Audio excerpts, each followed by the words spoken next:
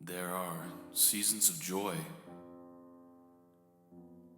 There are seasons of grief. There are seasons of warmth, cold, and rebirth.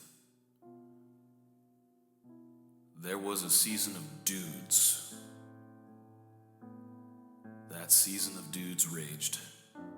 And then there was silence. December 13th, 2023. 538 days since their last words rang out. There were cries for more podcasting. Search parties were sent, looking for the large dudes behind mics. Yet, dead air lingered like a haunting refrain.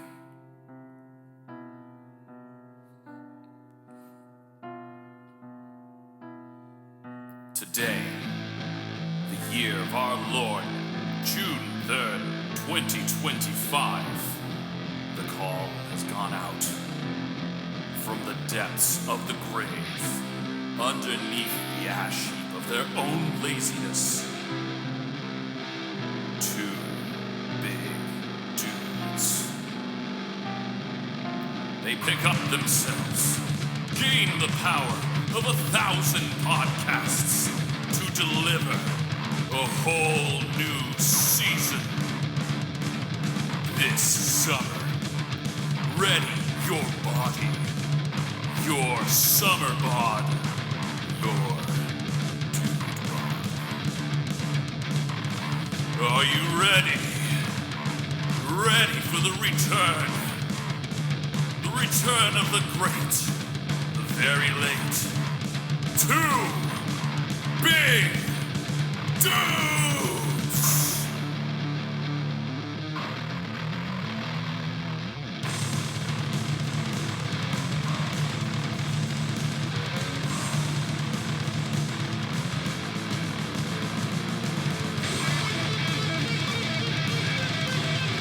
It's like too fast and furious. Pretty good. You want to do that? Yeah, let's do Okay. that. I have it running That's because fine. at some point, we're gonna actually start. I'm still a big dude, I'm also still a big dude. and welcome back to season 2 Big Dudes. Bro, how you been? Dude, pretty good. Pretty good. It's been years. It has been, as the young ones say, a sweltering 60 seconds. Dude, I'm not on cap, or no, what is it? No cap, on God. No, it's on God, no cap. Something like that. That direction specifically. Yeah, something like that. Gotcha. Yeah. Dude, I missed this, man. I missed this. Dude, honestly, I don't know how many times we've gotten together or almost have gotten together to do another recording. And I guess now we can, tell people we did get together to record another episode. Yeah, but that episode It went did to the not trash. sound good. Yeah. If they want to hear it, if we got nothing to post, we'll just send it off. It's pretty terrible. That's for our Patreons only. Yeah, it's only $99.99 a month, Only dude. $9.99. That's You're right. it. Exactly. It felt a little forced. High key. Yeah, it wasn't that good. Yeah. I'm hoping this one will be better. I think so. When did we record that one? 4 months ago? Baby. No, I think about 3 months ago. Okay. So they could have had two big dudes sooner, but no. Yeah. At first, the facile excuse was that I wanted to put in it's some cinematic intro or Oh yeah, I didn't two work big out. dudes like jingle or something like that. And I was we can't upload it until then. This is season 2. Yeah, it took too we got to start with a bit in it just, true procrastinating fashion. But as I sat down to do it and went back and listened, I was like, oh, this sounds so forced. This is not great. No, we'll do a better Yeah. one today. Yeah, today's going to be a much better one. Yeah. So, yeah, man. I mean, a lot's changed. Where the heck have we been? I've been getting bigger. I have As also been getting as bigger. a bigger dude as myself. Not big in the good way, Not going to the gym, getting big, getting swollen, as the young ones say. But waist size. I literally have gone up a waist size since our last post. I feel like since we've done this, I've just eaten. Like I haven't even breathed. I've just eaten food all day. And I am officially now the bigger dude of the two of us. Dude, I think I've gone up 20 pounds. I've lost my title of being the biggest dude. Bro, you're the biggest dude in my heart. That's what I'm talking about, baby. No, I mean, work's work. I have really nothing to say of what I've been doing other than it's been too long since we've done this. I've got another stat for you. What's your stat? I have had 2 jobs. Oh, since the last I was still at wow. Vivint. When we did our last real episode, the last post. That's actually kind of shocking. Yeah, because then I started at the eye doctor in like May. Whoa. May a year ago. You had 2 jobs though. I mean, it technically, you know. I'm thinking you did something in between Vivint and your eye doctor. I was like, wait, do I not know about something? You know, selling certain legal substances. Oh, shush. Well, no, trying to sell the legal stuff, and that just was not working out. Oh, were you actually trying to make that a side gig? I mean, kind of. It was fun. I still do like to go to thrift stores and just like. Have you made any money? Actually, yeah. What? Okay, wait. I don't care if you say you make money. How much have you spent and how much have you made? Have you actually seen profit yet? I did have a spreadsheet for that. Did you really? I really did. I had a spreadsheet for everything that I sold. So you like 2 rich dudes? I made more. No, God, no. Dude. It worked like maybe 3 months for me. Maybe 3 or 4 months for me. You actually made profit. Like, no joke. No joke. No joke. Yeah. Now, see, I'm completely done with it now because eBay sent me an email saying, there's a holdout on your payouts.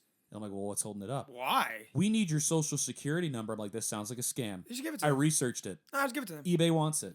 eBay's not getting my social security number. Just for safe. It's for for tax purposes, but I'm not giving you my social security number. I don't know. For safety, I think you should give me your credit card number. Shouldn't I report that in my taxes and not eBay? Nah, eBay does it all, dude. eBay's like government too. Government too. Yeah. Bro. Not to get political or anything, but I'm kidding. I mean, like, if they ask you for your SS, you give it to them. If they ask for your credit card number, you give it to them. It's only when they ask you for, like, your firstborn child, and it's like, all right.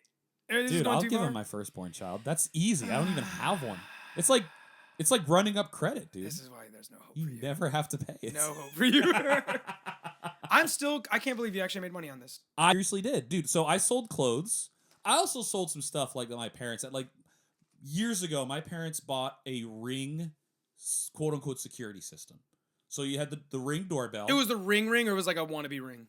No, it was Ring. Oh, wow. Yeah, Ring. Wow, and a couple of like, monitor sensors and stuff like that, and like a little keypad thing. And my mom said, "Oh, boys, please like use this." And I was like, "Yeah, sure, we'll use it." Never did. That was the ironic thing because I was working at Vivint at the time, and I'm like, "Well, I'm not even doing the employee discount for Vivint because I'm gonna hit you with a solid truth here. Home security systems is an expensive placebo." Because having a security system's not going to stop anyone from busting into your house. I agreed. And like, I didn't work in the monitoring side of Vivint, but I knew well enough that even if you did get images of the people that busted into your house, half the time it's at night, half the time they're disguising themselves. You give that to the police, and they're going to say, "What am I going to do with this?" Right. They're like, "Man, that guy's kind of a good-looking guy." Yeah. What'd you lose? You lost a chance of a lifetime with this guy over here. Dude, yeah, so it's just one big expensive placebo. So when I was working with Vivint, I said, I'm not going to get it. Like, that's ironic because now I have, like, cameras outside my house, but I'm not paying for them monthly. They're blink cameras. Yeah, I agree, yeah, because I remember my wife was like, we should get the employee discount. My wife. It's a good discount. I mean, it's a good discount, but still, it's still so expensive. Yeah. Every time there's door-to-door salesmen from Vivint, they knock on my door. One, like, I don't answer, but they'll keep knocking. So then I open the door, and they give me their whole spiel. I'm like, oh, yeah, my wife works for Vivint. And they're like, oh, we'll give you the employee discount. And I'm like, yeah. All right, I'll see ya. And I just close the door. And they literally look at me so awkwardly, but I'm like, I'm not going to talk to you anymore. No, what you need to do is get one of those ADT signs and, like, bling it out. Put it on a ridiculously massive chain. Answer the door with it around you. Yeah, can I help you? I'm an ADT guy. Get off my property. I'm telling you, I think the worst one, I think I was playing, which will lead into what we'll talk about later, but I was playing a video game. Oh, yeah. And literally, like, I'm in the heat of a match, the doorbell rings, like, what the heck? I open the door, see Vivint, and I look at the guy, I'm like, I don't have time today. He goes, look at it, and I slammed the door. I lost my game, got angry, but then I was like, you know what? That guy didn't deserve it. He didn't deserve it.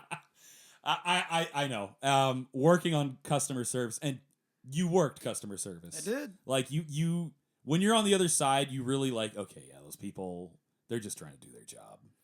Yeah.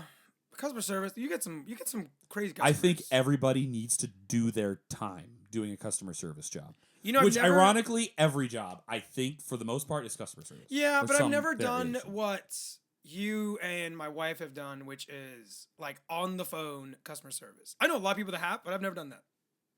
Yeah, you're bad. Yeah, I hear it's pretty terrible because people are not afraid to get even more aggressive since they don't have to see you. No, and the worst part is you're not allowed to like stand your ground. Like you're not allowed to get like obviously you're not allowed to get nasty, but like even if you say something without a nasty tone, you can't even say like, "Hey, buddy, I'm trying to help you here. If you keep talking like that, I will hang up the phone and you will be at square one. You want to try to get somebody else and do this with them? Go for it." So you should be able to kind of hold your ground a little bit, but then again, like you can see how that gets wacky. Anyway, I sold like that ring system that I sold. Ironically, I left out the doorbell camera. I totally interrupted that story. No, there's nothing more to say other than I sold it. The thing that really stinks though, like as I was like kind of just like walking away from it, like somebody bought like a Hollister sweater that I found for like dumb cheap. It's one of the Goodwill places where you get like literally they just charge you per pound. And I got like so much clothes for like it was like $30. Okay. Some of them I kept. That Star Wars shirt right behind you. It's so stupid. Yeah, it's a pajama shirt. It's for listeners, it's a periodic table of Star Wars creatures, right? Of Star Wars villains. Oh, villains. It's not even. It's just all villains. Yeah, and everyone has seen that shirt. Everyone knows. I've never seen this shirt in my life. You've never seen that shirt. No. Really? If I saw this shirt, it's probably behind like Bruce's body because I was beating up whoever wore it. Well. It's a dumb looking shirt, dude. Yeah. I don't know. I kind of like it. It's no, retro. you don't. It's old school. No, you don't. I like sleeping on it. You don't even like Star Wars. Yeah, I know. I'm like the biggest Star Wars agnostic. If you can, you should post a picture of what this looks like. You know what? I guess I think you can. Yeah, like the community post or something like that. I mean, when the video. I mean, whatever. I'll let you figure that out. Yeah. It's an ugly shirt, and I want people to put on the comics and rank it. Is this shirt ugly? It's really dumb. You know what? What are you thinking you were gonna make for that shirt? I thought I was gonna make at least like $15, maybe 20. On a you what? No, dude, way. There is a market for this. No, people go, bro. Look it up. Thrifting. It's and a real an thing. XL, so that is the that was the beginning for the right of the group end. of people. Yeah. Well, the fact that I so comfortably fit in an XL says so much about this. Doesn't it feel increase. so good? I can't wait to get a comfy. double XL, dude. I'm like 2X, oh dude. You know, 2X. 2X, too big. So yeah, that's kind of what I've been up to. And on your last post, we were just a couple months away from you and you and some of the other guys going to Japan. Oh. That was the biggest thing, and I remember like, and when we joked about like, yo, we should go to Japan together. Morimoto, Two big dudes. Yeah, dude. Oh, konnichiwa. You know what's crazy for any anime watchers? If you watch anime, you'll know that there's always like the bully character, and they're always going kra kra. Do you know what I'm talking about? You know, I saw that in Japan. It was like I went to a 7-Eleven at like 11:30 at night. I wasn't feeling too good because like when you eat their food, because like your body's not used to like different bacteria or whatever. Yeah, bacteria. Yeah. They tell you to like have the yogurt shots to kind of like get your gut health attuned to their food. Yeah, sure. So I would, but like that first night I wasn't feeling the greatest, and I also was sick traveling there. So I remember going like 11:30 at night to there, and there were these two teenagers literally going to each other, going kra kra konnichiwa kra, and I literally stared at them like I was watching a straight up anime series. So you were Krillin watching. Yeah, I went up to him and I'm like, duking it out with I was like, where are the subtitles? I only watch things in sub. Oh, taco, yeah. No, another good thing when we were in Japan, one of our friends went in there, and to say good morning, you say Ohio. So Ohio gozaimasu is like a formal way of saying good morning. Okay. Konnichiwa is like hello, and then arigato gozaimasu is like thank you very much. Very nice. All formal, right? So you go into a store and you'll normally go in the morning, obviously, going Ohio gozaimasu or konnichiwa. And then as you leave, you'll say something like arigato gozaimasu, like thank you for your service, whatever you're saying basically. Mhm. And our friend went in there, and when the person goes ohayo, he goes arigato gozaimasu and says thank you. And as he's leaving, they're like arigato, and he's like ohayo. Oh, So it's a straight up person going thank you, and he's like good morning. Yeah, those are good times. We had a lot of fun in Japan. We're gonna be going back next year. Dude, that's awesome. It's gonna be a lot of fun. When are you guys planning on going? It's like Easter season. So in those months, January, February, March, April? like between March and May, we're figuring it out. Oh, okay. But it'll most likely be April. I think you're right. Gotcha. April. Well, yes, I think that's when Easter is. I don't really know. So anything's been like grinding your gears or anything lately? Yeah. So I recently discovered the joys of ad-free YouTube. Oh, you pay for YouTube now? Heck no, I don't pay for YouTube, Well, man. how do you know? I will tell you, and this is the way I am spreading this message of positivity to all of you. It doesn't work on your phone, so that's what kind of stinks. But on your browser, you have these lovely little thing called extensions. Okay. So you download these two extensions. It's literally Poper Blocker, like you're blocking the Pope. It's pop-up blocker is what it is. I was like, wow, And I don't get that joke. block Origin. You block Origin. Okay. Erases ads from YouTube. Really? Erases ads also from like websites like what's it called? Stream East. That's one where you can like stream like sports broadcasts, like NFL games. You can stream. So them. It's not perfect. Is this like Mark Zuckerberg approved? Is that guy who made YouTube? No, he made Facebook. I don't know who made. Is that an actor? Am I an actor's name? No, Mark Zuckerberg. That's the Facebook guy, right? I think it's a Facebook Oh, guy. I'm thinking Tom from MySpace. Oh, wow. Yeah. Do you remember YouTube was its own thing before people bought it? Like, do you remember that? I do remember watching a lot of my videos on Google Video, and I cannot tell you when my mind accumulated to YouTube is like the video stream now. I remember going on Google Videos. Really? I remember Google Videos. I remember Hulu Videos. Hulu Video. Yeah. Okay, that's right. I don't know if it was called Hulu Videos, but it was called like Hulu. But yeah, they have like free clips. Yes. Like Family Guy and exactly. Simpsons and stuff like that. I really don't remember that little intro. That's actually pretty good. Yeah. I don't remember what my first like interaction of YouTube was. But I do remember it was not like a popular thing when I was growing up. No. Yeah. And it was free for the most. When I would say free, I mean like you could basically do what you want. Like I remember like looking up One Piece episodes like in like the subs. Oh wow, you got whole episodes? You used to get whole episodes, and then it was like One Piece episode like 58, like 1, and then like 2, and then 3. Because I think there was like a limit on how long your video was. I was gonna say I minutes. do remember. Gosh, I don't even think it's on the internet anymore. But I did post like magic trick videos on YouTube. You did. Oh yeah, I was like 11, and I'm like with my. You never told 10, me. No, I think I made it. Was kept embarrassed. Yeah. I think it uploaded though. I uploaded like little cartoons that they were like uploaded- terrible, it and took- like my family know them. It took like 2 days to upload, and I'm pretty sure you could not go past 10 minutes. Oh, it was 10 minutes, right? I think it was 10 minutes. After some time, it was 15. I was like, remember yo, it was 10 tripping minutes over here. because I remember clicking on a video one day that was over 10 minutes, and I'm like, how did they beat the system? Like, how could they? yeah. It was really weird seeing an over 10-minute video, but now it's obviously it's not. Like from the start, though, there were production companies using YouTube. I always thought it was like something just for like content creators, people that just like wanted to make like fun stuff. And early YouTube was a playground, dude. It was really cool. Yeah, there was a lot of cool stuff on there. Yeah, a lot of cool You had stuff. the original Charlie Bit Me. Oh, I remember. That video is so good. I was just talking about it with a coworker like earlier this week. One of the greats. Charlie Bit Me. There was I can't remember the other ones. But that was the biggest one I remember. Oh yeah, I know, right? I can't think of any right now. the chocolate rain thing. I always thought that was chocolate rain. Some chocolate rain. Just kind of said that over and over. Evolution of Dance. That was the biggest one. Oh, where the song was changing. Yeah, and he would just like change. That was actually pretty good. So, do you want to know something? I have never watched that. Oh, what? I thought you were gonna be like, oh, seen it. It's all fake. Blah blah blah. The guy wasn't even dancing. I thought you were gonna say something like that. You've never seen it? That's pretty impressive. I mean, nowadays, I should like check it out. I don't think Guys nowadays it's as impressive because like there's a lot of old YouTube things that were impressive then, but not anymore now. Well, yeah, it's like the invention of the wheel. Yeah, honestly. Like it was the greatest. It was an advent, you know. And now it's just like, aight. That's basically like what it is. Man, YouTube with ads though, that's something. It's incredible. And unfortunately, because I still do a fair share of ad watching on YouTube, I'm unfortunately not shielded from all of it. Ads are getting out of control, dude. They are getting retarded. out of in so many different ways. But what really gets me, actually this first one, is how now there's like either 45 or 90 seconds worth of ads.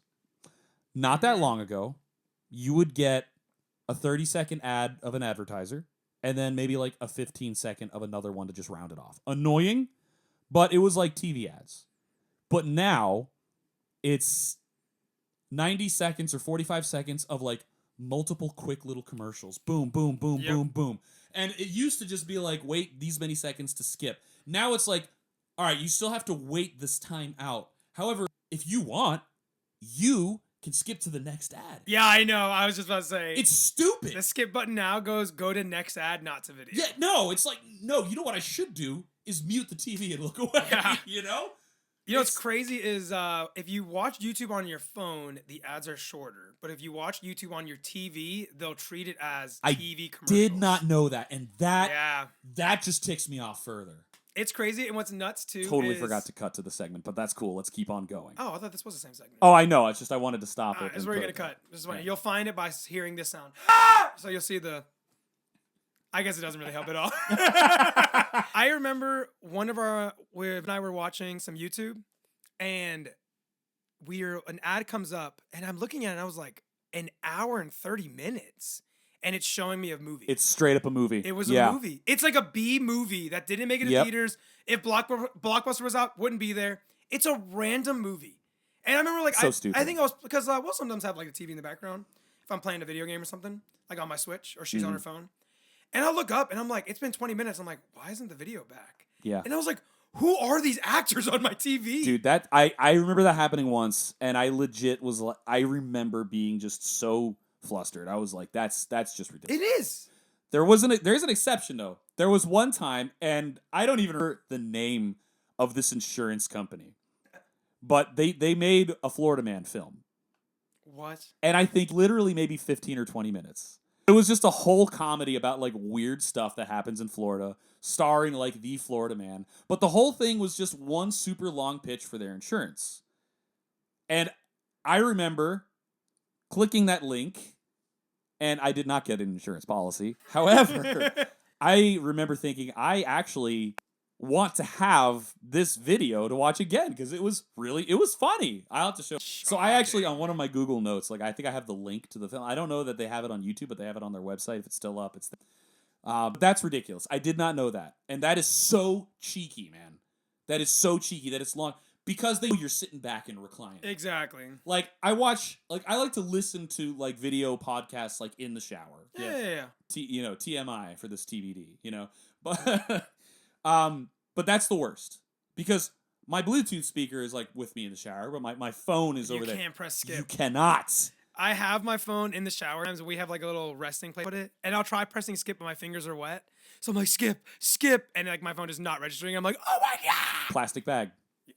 I have a plastic bag in my bathroom closet. Pretty smart. Put my phone in there. Yeah. Pretty smart. Yeah. The humidity doesn't mess with it. The droplets don't mess with it. And you can be right there in the shower. That's pretty good. And that's when I realized I have a problem. Yeah. Like, not with ads, but I mean with media. There's just so much consumption. That is another topic for another episode, big time. I got a lot of thoughts on that. I think we all have that problem. I think society is really have a problem with it. Probably. I know that sounds like grand and everything, but like I'm seeing a lot of videos. I'm reading, like seeing articles that are labeled like whatever this current generation is, dude. And that's big. Like when the young kids who are like actual kids now realize like this smartphone thing is not good for us. Dude, on God, no cap. God, I hate you so much. But no, okay. So the overabundance of ads, that was a problem even with TV. I remember my dad from when we were kids was like, oh my God, what is it? We used to like count commercials for fun, but my dad had like the biggest problem with that. And like, I get it. Over commercialization, it's happening in sports, the NFL, FIFA, and soccer, and NBA. Don't get me started. Like so many different sports leagues have sponsors on the shirts, and I hate that because it ruins a beautiful garment. Oh, it's literally. I have like a collection of every- jerseys yeah, I in was my gonna say, closet, the and whole shirt is covered in them. it's like cheap tattoos made. Like, oh, you got totally drunk. Michelin tires and Nickelodeon. It's Michelin like tires. it's just it's really dumb. Like you saw that on NASCAR, and that was just part of NASCAR. It's like, okay, NBA now. Like, when is NFL going to start doing it? Like, that's please don't. But okay, the other things that of ads is the quality of these ads now. oh, they're terrible. I don't know stand what it. actors they're paying to be like, are you level 99 on blah blah blah blah blah? Oh, Yeah, I can't stand dude, it. it's I'm it actually irks me immediately because do you remember how you were telling me that you hate it when movies just kind of like cut to the next sentence without like a natural They're just breath? They're just reading their lines the moment they hear silence. So the moment that guy ends his line, the other I'll do gentleman you or one person better. is just immediately. I bet you it's they're doing it in post.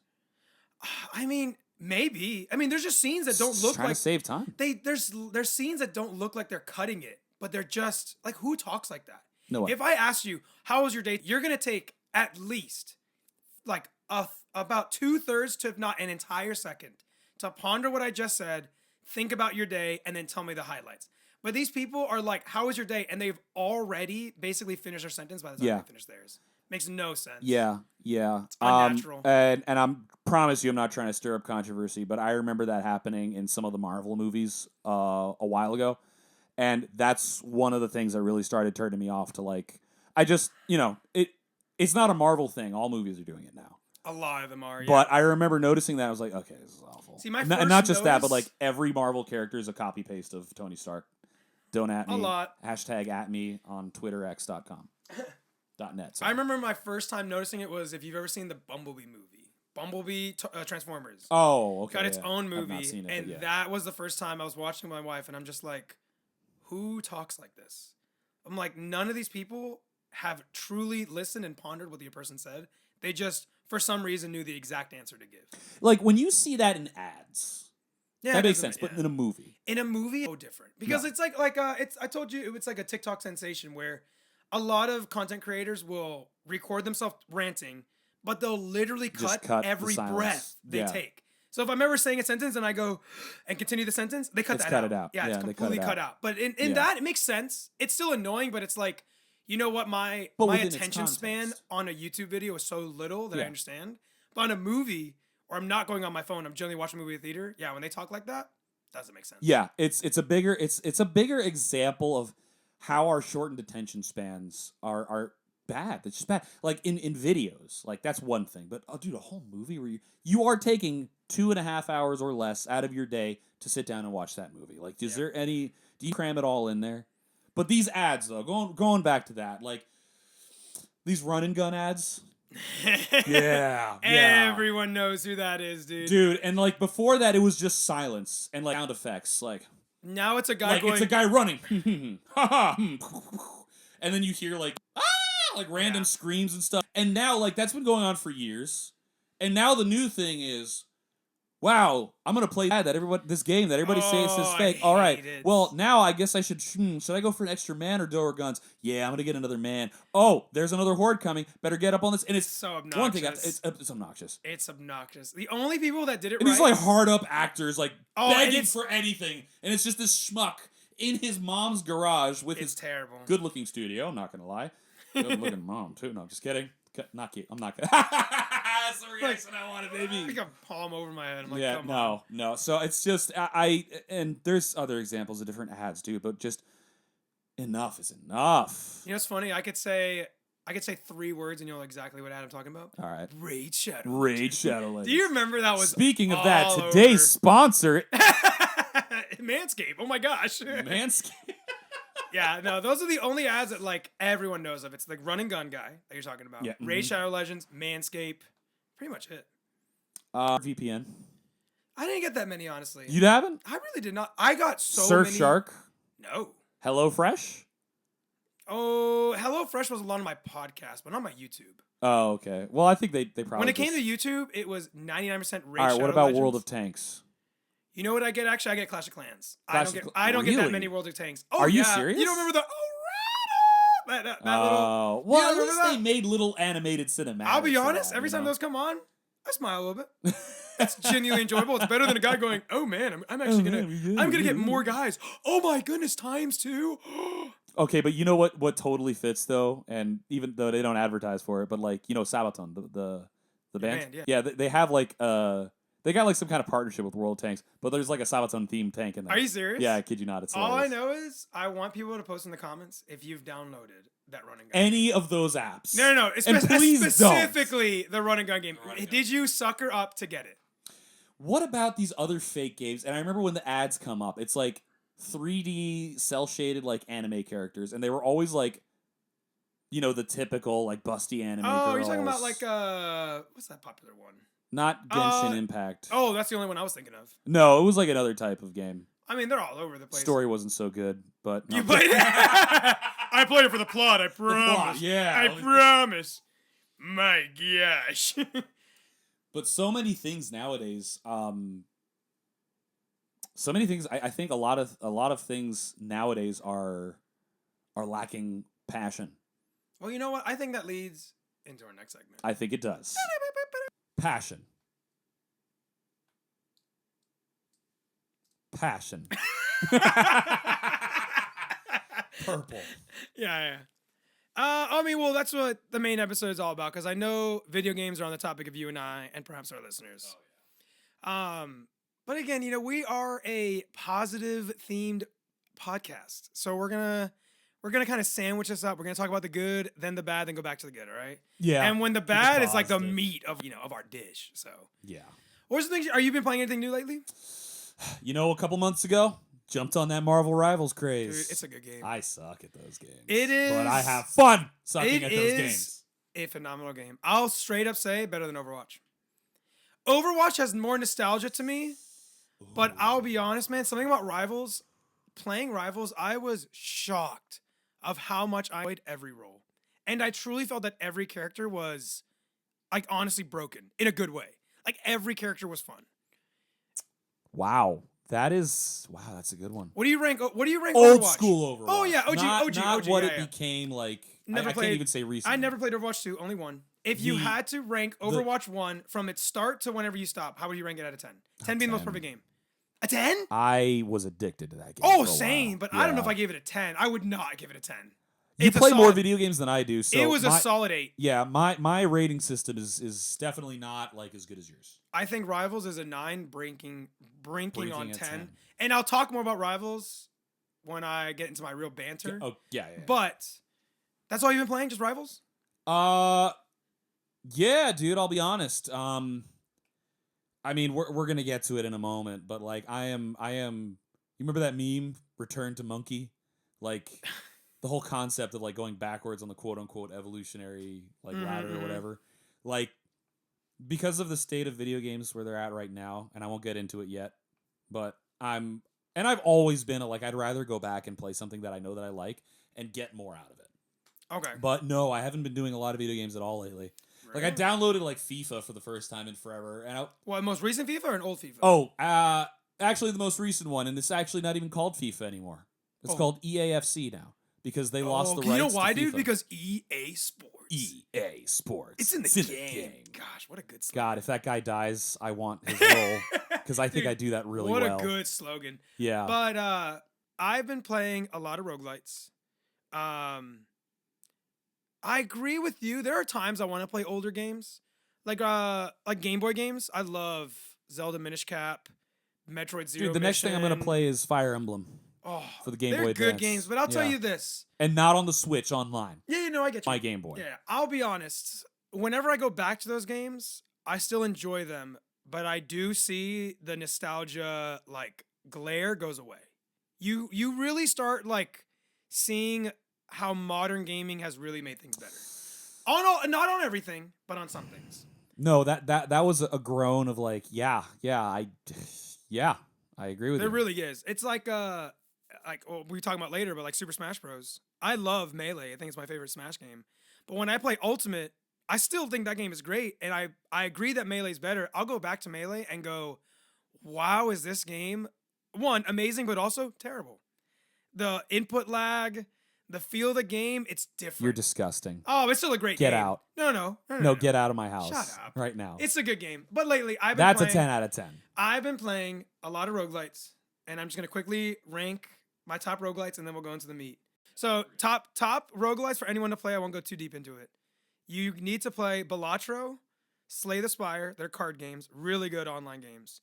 Then you have your more action-based, which is Enter the Gungeon, Risk of Rain 2. Amazing roguelites. And then more tactical is Into the Breach. Fun. Those are the 5 roguelites I highly recommend, and I'll be honest, some of the best games I've played in like my entire life. Is there anyone listening who doesn't know what a roguelike is? Maybe. I mean, a roguelite is in definition, it's a game similar to, if I even explained, you might understand, but similar to old Mario. Do you remember an old Mario? And I'm talking about like NES, Game Boy, first Super Mario Game Boy. Brothers. So in essence of, you have 3 lives, and you try to get as far as you can. Let's say you're on World 4, but the moment you lost all your lives, it's game over. You reset back to World 1, right? Oh, that was so irritating. So that is the definition of what a roguelite is, of where you're trying to progress and you're trying to beat the entire game in one run. But when you lose, you have to restart back at square one with 2 extra things. That is pretty cool. With 2 extra things. One, you now have knowledge and experience. So in your first playthrough, Mario, you may have got to the end of World 1, but in your 100th, you may have gotten to World 7 and almost beat the game by World 8, you know? Yeah. And the other thing is a lot of roguelites will allow you to unlock new things. So your character will feel stronger on top of the experience. So every time you play, one, it's also randomly generated, so every run is different. And every time you play, you're progressively becoming better and better at the game. So, if I'm not mistaken, it's called a roguelike because it's roguelite and roguelike.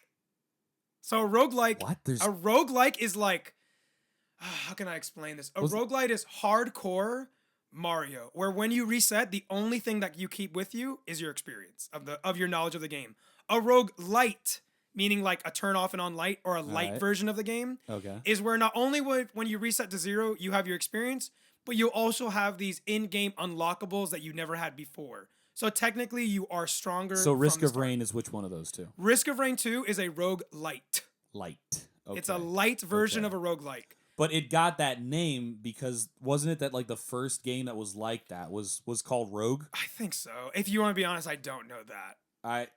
It's like have you ever heard of an expression Metroidvania?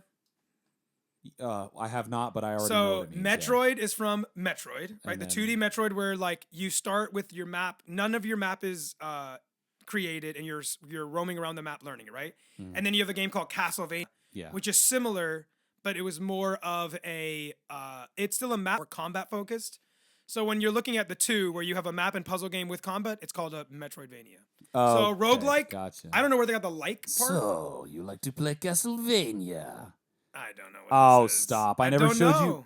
We were just talking about the Awesome This is embarrassing. Series. I never showed you Metal Gear Awesome. You're embarrassing me in front of my listeners. What are you doing? Metal Gear Awesome. No. What is this? Oh. You have showed me this and I just forgot it. Yeah. Oh, okay. Oh, yeah. Anyway, no, those are my top 5 games of roguelites. Oh, so good. Okay. So good.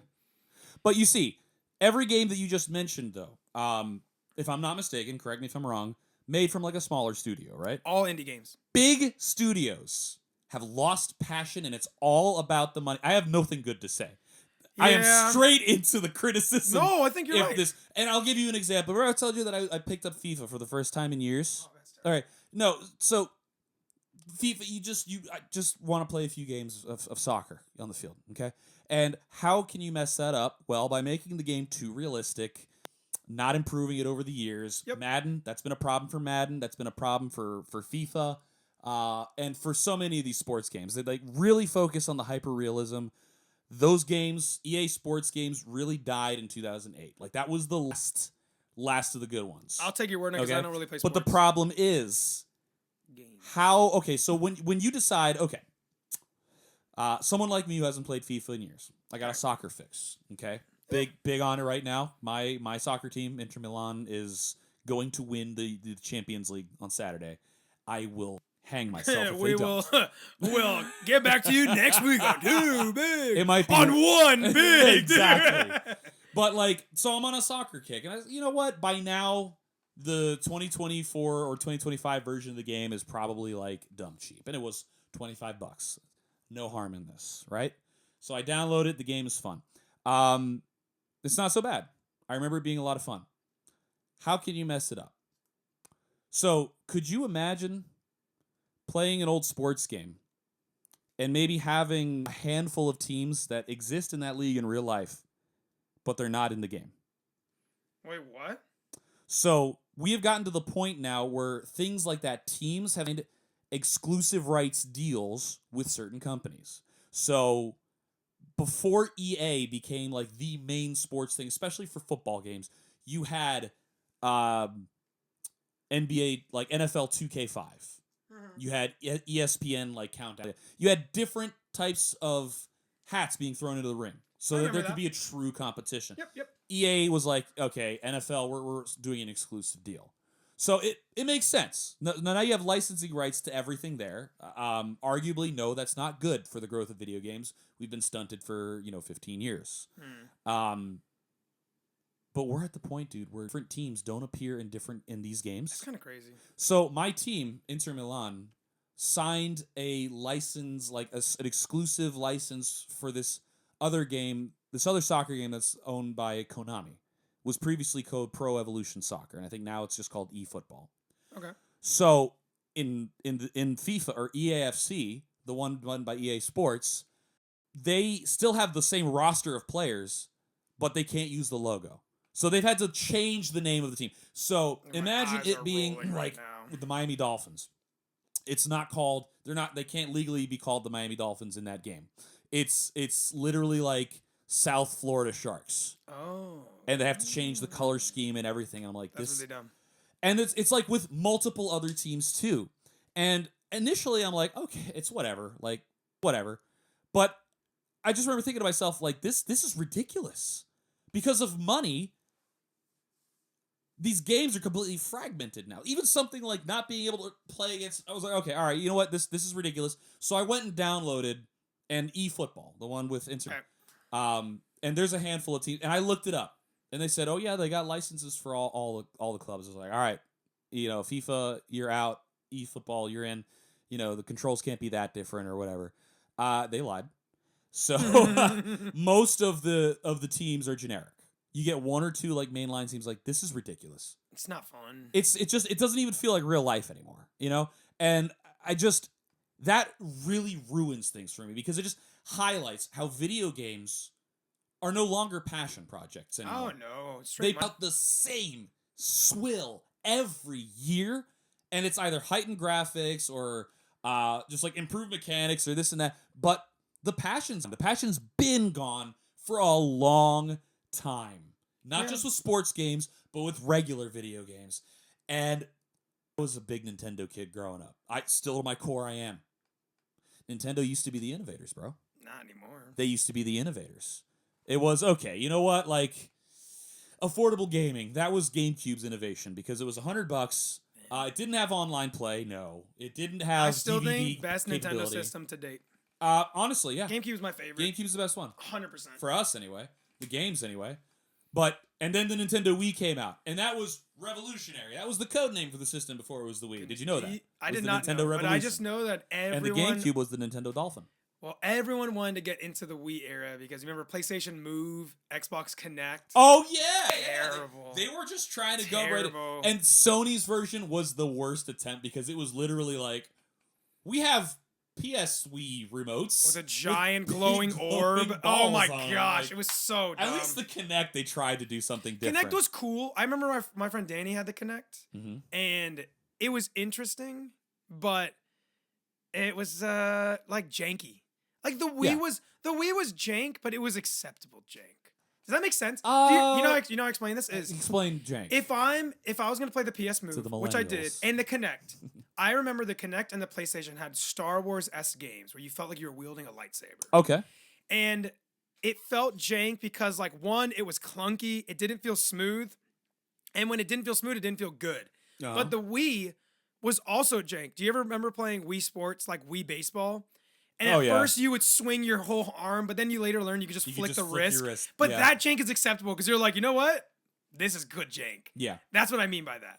Yeah. But the PlayStation Connect just didn't get it. Nintendo was like, at the time, dude, it was like the Apple, basically. It was honestly, yeah. Oh yeah. Like the Wii, it is one of the most sold systems. The PS2 is in terms of home consoles, is still to this day the highest amount of units Has sold. the Switch not beat it? I could have swore. I it mean, might have. You might have to look up your research, but I think It might have, I but the think the Nintendo Switch DS just did it made- a long time ago. I think the Switch just made that number. I But thi- PS2 I- was the highest ranked for the longest time. Longest time. Yeah, for the longest time. And then after they had the Wii U, which was everyone's like, Nintendo, what are you doing? I bought it and it was terrible. I was there with you and the other dude friend of ours. I was there with you, and it was. I think when we look back, we realize we were all played for fools. We were guinea pigs. Do you know what was so good about the Wii U though? Was it wasn't Nintendo Land? Yes. Yep. I was gonna say the Nintendo Sports, but like it wasn't called that. No. Dude, was Nintendo fun. Land was incredible. Yeah, that was a lot of fun. Absolutely amazing. But Nintendo played us for fools with that one because we were, as consumers, a worldwide testing ground for the Nintendo Switch. You know what? The Wii U was a testing ground for the Switch. But you know what? I'll give it to them because great. I'll say GameCube is Switch. my favorite Nintendo product, but the Switch is right there at number 2. Oh, dude. The Switch is phenomenal. I mean, Phenomenal. come on. Handheld and home system, and there was no real drop-off in graphics. Yeah, you didn't have PS5, but Nintendo never cared about graphics. And yeah, you didn't it was have the always specs. about the experience. But yeah, the games are just... Switch has good games. It's such great games. I know that Good. you and different opinions on Breath of the Wild and Tears of the Kingdom. Well, but no. excellent I remember games. I told you I take back a lot of negativity I said about Breath of the Wild. I, still think it's overhyped, but understandable because at the time it came out, it is revolutionary. Yeah. But I did not play it for years later. Although, and- the funny thing is that's originally a Wii U title. Yep, I know. Yeah. I know. Yeah. I'm Like telling Twilight you. Princess was a GameCube title, but it was released Yes, on Wii. on the Wii. And everything was flipped around. What about what was the other one? There's Twilight Princess, and then what was the one after that? More happier Skyward version. Sword. Was that not also on the Wii? I mean, on the GameCube. That was a Wii exclusive. That was Wii's actual Zelda title. Are you I sure? promise you this. I promise you this because the GameCube had Wind Waker. Oh, in did you ever play Wind 2003. Waker or no? I did, and Okay, I good was to one know. of those that was like, Don't tell me anything about that because we're gonna talk about that later. Don't tell me. okay. Don't tell me anything. But the Switch is great. But the point is, they have lived long. You remember Batman, The Dark Knight. You either die a hero or live long enough I to remember see your yourself brother's become the words, villain. Yeah, Nintendo is that villain now because the Yeah. Switch 2 is an upgraded Switch. It's so. And we'll get annoying. into the hyper criticism. So I don't have the numbers and specs, but the Switch 2 is shockingly an incredible system. Okay, the spec wise, what it can handle, the fact that you're getting 4K resolution out of a tablet, you're getting It's a glorified Android tablet. yeah, but it's like you're getting phenomenal specs and hardware that people are paying money for the PlayStation 5, which is basically a glorified computer, right? A Yeah. died down computer. But again, in I the mean, shape all of home one. consoles But are yeah, but essentially in the that. shape of one. Yeah. But the Switch is honestly in a league of its own. They Yeah. put so much in a tablet. And the hardware and what it can handle is amazing. Mm-hmm. What's shocking is, have you seen the UI of it? The user interface? No. It's completely the same as the Switch one. If Yeah, you you put see? them side by side, You see? and that's honestly so greed. It's so greedy. It is. At least the Wii U and the Wii, did they look different? The UI? I feel like it did. I may be 100% wrong. I think it was because what it was is like instead of the Wii menu, I think the Wii U had like a Mii Plaza. Yes. And there was a bunch of little Mii's yes. and some of them. And you could like walk over to the little orb. Yeah. Yeah. I you cannot. wanted to play a I game? cannot believe the Switch 2 is the same Switch one, and they might change on the road, but it is that right there just shows laziness and straight up greed. And then on I top think it's of more greed than anything oh, else. it is. And have you heard the whole topic of the bricking your Switch? Yeah, Have you heard that? I have. That just sounds illegal. Yeah. You're buying a license to the They- game, they even though you're buying a physical product. They force you to re-sign the EULA, it's kind of crazy. the end user license agreement. That's what that is, Yeah. right? Which I don't know that I've ever re-signed a EULA. Maybe I have. I'm pretty sure I have. I don't read, You know? I don't read those. Does So anyone? the thing? No, God, no. Come on. But see, the thing is, so as much as Nintendo's really falling out of favor for me, but I will still always be a Nintendo fan. Like I But hate just to right say it, now- I'm probably going to get the Switch 2. I hate that I'm saying that, but I'm going to. And it's the sole purpose that I do not care to play PlayStation or Xbox, because I'd rather just play it on PC. yeah, But Yeah. like Nintendo, you still can't yet. Yeah. But the thing is with all of that, man, is it's I definitely feel like it's more of a greed move than anything else. Oh, Like, 100%. you know, 100%. it just I understand that, like, and I remember I might be the only ones. If anyone else, like, drop it in the comments if you've heard of this, but I could have swore I remember hearing years ago that Nintendo was pulling out of the console market after the Switch, and they were just like focus on like mobile games. I feel like I heard that too. You did? I did, but the Switch also changed the gaming genre because the Switch was making not only so much money in its games, but they were making more money, if not equal, to their accessories. Yeah.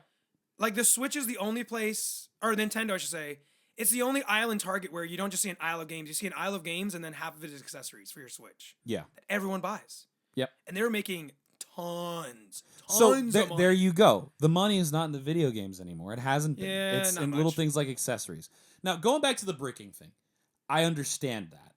As much as I hate to say, I understand it. No, you don't. If you're gonna mod something, What? then Nintendo feels like they have the right to punish you. You're a hypocrite. You do that on YouTube. You mod your YouTube. What do you mean I mod my YouTube? You do the whole thing where you change it out so you don't have any ads. But I didn't Nah. buy anything from YouTube. You bought your yeah. It's like somebody I saying. mean, listen, it's No, like I I'm disagree not with you saying I 100%. agree with it. I'm just saying I do not. I at all. understand. I don't. Because Nintendo has always been. I at least understand their rationale for doing it because Nintendo has always been. And again, part of their criticism, I understand you want to keep your intellectual properties yours. Disney, No, but everyone it's- does it. But they are so extreme because if you make a They fan version are. of their game, you're not even collecting money. Yeah. And they're like, we're issuing you a C&D. Stop or we'll nuke your home. Yeah, honestly, yeah. If you ever go on Etsy and people are selling, like, for God's sake, some Nintendo stickers and they say Yoshi, not green dinosaur, Yeah. you're going to be, you lose all your money. Yeah. Yeah. It's all greed. So, no, exactly. I and it's can't just, agree with the whole bricking thing. I'm sorry. I think I'm paying I- so oh, much so- money for a physical product. I'm not trying to say I agree with the practice and I applaud it, but just I understand why they'd be doing it. Didn't you jailbreak your iPod Touch? Yeah. That thing should be bricked. In your definition, brick it. Give me it right now. I'll break That it. was so long ago, dude. No! You see? I did it. I Yeah. did it, and it was great. It was fantastic. No, you're buying a physical But it voided the warranty. device. Same thing. Yeah, but that's different. I don't agree with them doing it. Voiding I'm not- warranty, understandable. But bricking the physical device that I paid money on? It is Nope. extreme. It is extreme.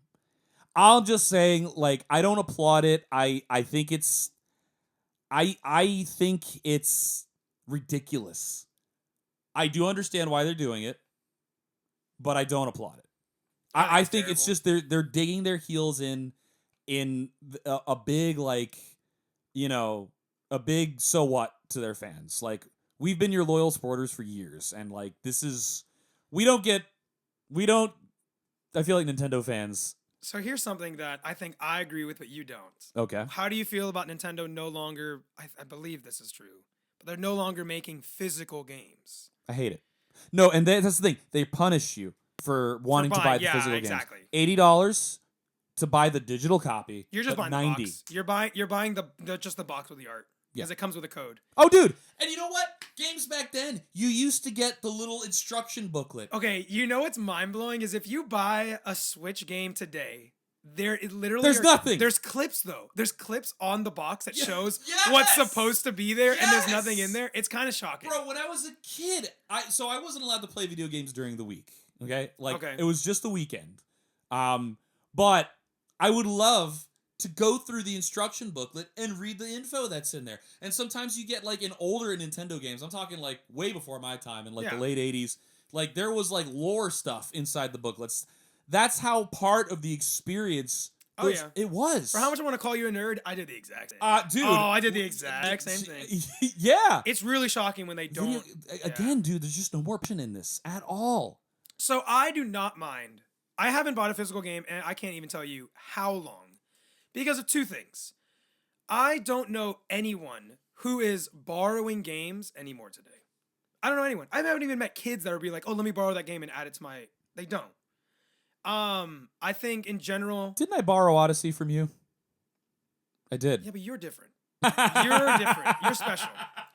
I don't mind the downloading games. I Didn't personally you borrow and you still have Mario Kart Super Circuit for Game Boy I Advance? think I gave it back to you. Oh, you did? I generally think I gave it back to you. But that's a Game Boy thing. That's like you can't even download games on Game Boy. I'm interrupting. Go But on, in general, downloading games is in my opinion, a modern masterpiece because I no longer need to, again, like when I'm going to Japan, I'm not bringing on the plane my Switch and my box of games. And then when I want to change my game, I have to physically turn my console over, take it out, put it in its slot, put another one in. I can easily. Did you ever used to have those like little Game Boy like folders? I did not. And like I'll be honest. hold your Game Boy and like games cartridges. I was a dirty little boy that grabbed all of his games, threw in his backpack, and ran around with it. That was me. Yeah, no, but I do not like having. I like the games I do have on little Switch discs or whatever you call it, the Switch cartridges. Yeah, cartridges. I hate them. I hate them. I hate, like, I'll look at the little menu item, like, oh, let me play some Breath of the Wild. I'll click it, it's like, please insert the game. I'm like, oh my gosh. I have to physically get up. I have to walk. You understand how big I am? Like, I have to walk. Yeah, no. Yeah, okay. I believe it's a modern masterpiece. I'll die with that. I know you hate it because you're like, I'm going to resell it. You'll never resell it. No, you're right. Like, I have used that rationale before.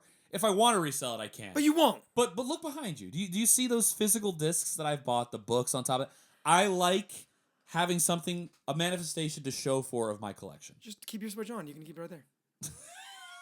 That's all you gotta do. Just keep it on. It's always on. Everyone's Switch is always on. Have it on the background. Just constantly have like a little cat. Here's a slideshow of my tiles of video games. It's amazing. I like physical things. And that whole digital card thing, it sounded like such a cool idea at first, but the more information that seems to be coming out about it, it seems super restrictive. I don't know even the fact that they advertised it, that you can use it to give to somebody. Oh no, you can. 2 weeks only. Well, yeah, but then you could just. What is that? Well, I think it's more so for the safety of your game because I think No, it's so that they know that they can sell a copy. You're free advertising for them. I mean, if you give me a game and I play it for 2 weeks, I'm like, yo, this is great. I should go buy it. Nintendo just made $80 off of me. Yeah, but in general, if it's a good game, then you should buy it. I think, first off, for sure, if it's a good game, you should buy it and support it. So again, if it's a bad game, hey, you didn't have to spend anything. What are your thoughts about piracy? It doesn't bother me. No, it shouldn't. I watched a video the other day that actually brought up some very good points, and of course, legally, he had to say this is just for entertainment purposes. I get that. But think about how piracy actually preserves the life of a video game. Explain. So, you have some games, and I'll use jolly old Nintendo as another example. The Wii U store, or the Wii store, the Wii channel. You know where you could remember where our friends so famously bought. Just bought me all these games. But the 3DS had something like it too. I think the 3DS was the best. So to be honest, Nintendo can take down that service like they have, and you spent your money on it. Oh, you can't play it ever, even if you bought it? No, you can. But the problem with that is it's more the fact that when they take that service down, if you didn't download it, that game can be gone forever. And we know how Nintendo does not like how to. piracy keeps it alive. So it can, and to this day, dude, people to this day. Oh my gosh. To this day, I'm sticking with it. Oh my god. They have found a lot of cool stuff in these old games, these old game files. Yeah. Lore things that maybe didn't make it. Like, how games do you think Captain Falcon has? Ooh. Oh yeah. In total? In total. I'm gonna say 4. Am I close? Straight up. Can you list off what systems they were on? 64. Okay. GameCube. Okay.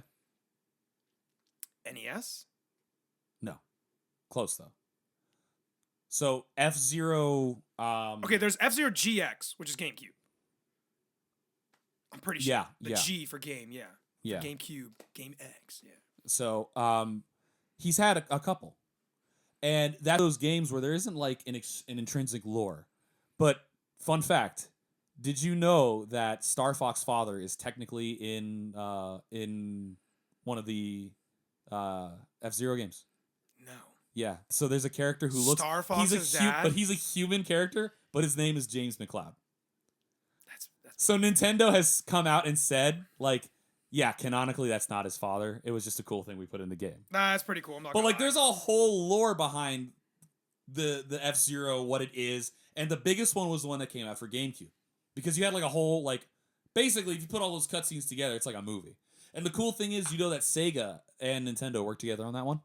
Oh, that's actually really cool. Yeah. So I like, can see that actually, yeah, because a lot of the Sega racing games kind of feel like an F-Zero game. yeah, and also like I don't know, just like the way the character models look and everything. It's I did not play It's enough pretty Captain cool. Falcon, but speaking of No, Captain me Falcon, neither. some hidden stuff that they found in Melee.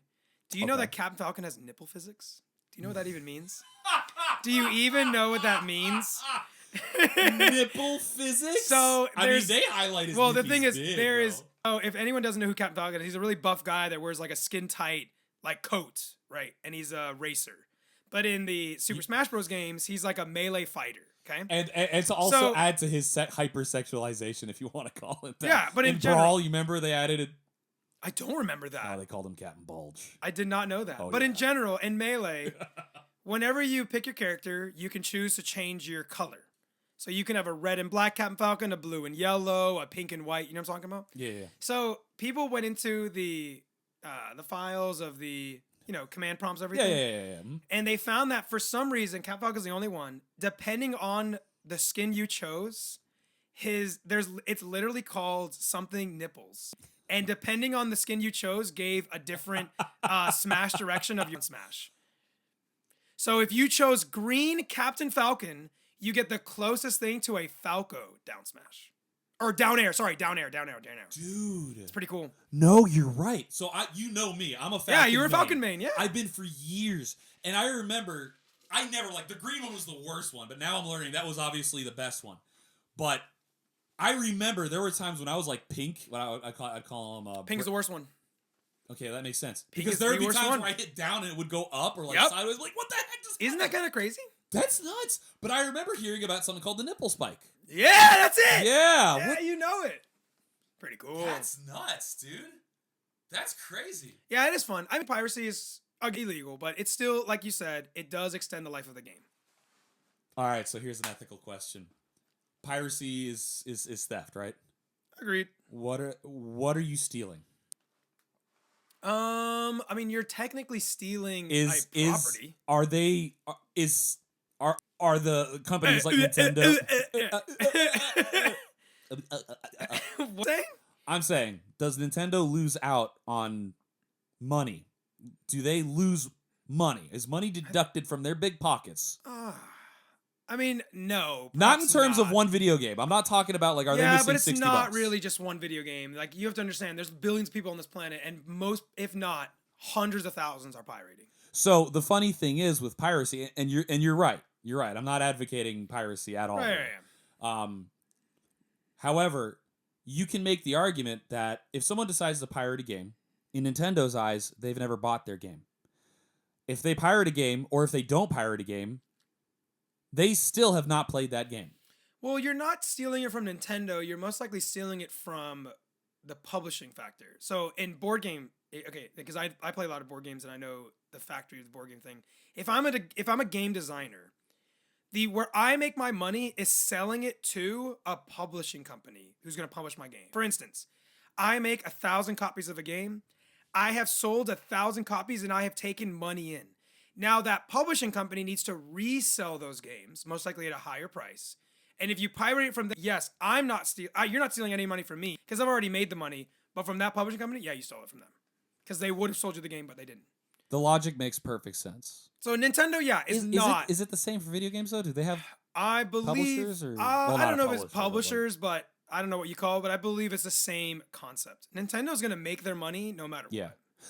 So that's just the thing. So Nintendo loves to sit on their IP, their intellectual property, and that's the reason why like you haven't had like a true Donkey Kong Country-esque game in a long time. We're only getting now another Metroid game after I don't know how many years. Gosh. And I'll Like, be honest, it does not look that It's good. just another Metroid game. It does not look that good. Like I was kind of hyped about it at first, but like when you think about it, it's like, what is the drawing factor to this? It's still- Metroid Prime 4.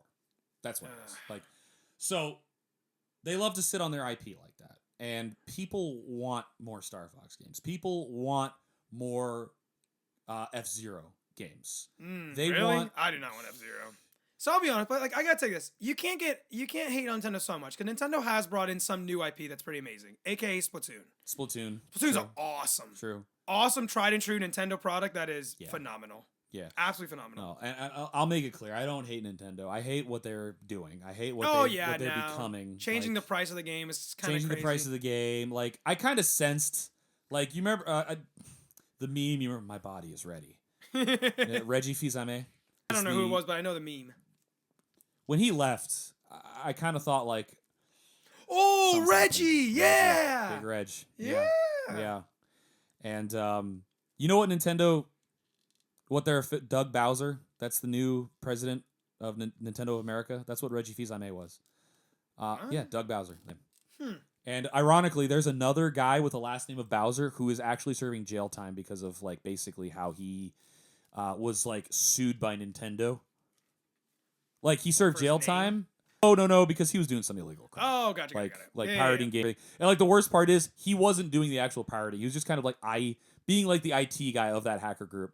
But Nintendo slammed him so hard, and not the actual hackers. Yeah, to this day, like he's paying. He doesn't get his full paycheck. Nintendo gets stipend to him from this day. Gosh. Yeah, I know. Go figure. Go figure. Don't do the time. You can't do the time. Don't do the crime. Like, right. His fault but for being complicit. You know. But either way, still, it's just like, man, really. Anyhow, I kind of just felt like we were not going to go in a good direction without Reggie because he was just like. Such a key figure. Oh, I remember watching Nintendo Directs, and he was like literally the highlight of the entire. Dude, the best Nintendo Direct of my life. So good. Of my life was when they showed you the first trailer of Legend of Zelda: Twilight Princess. Oh, I remember watching it on TV, dude, and like just casually going through, just looked like another boring Nintendo conference, and they're like, "Oh, we have one more trailer to show you." It was the sickest thing. You hear this like crazy symphonic.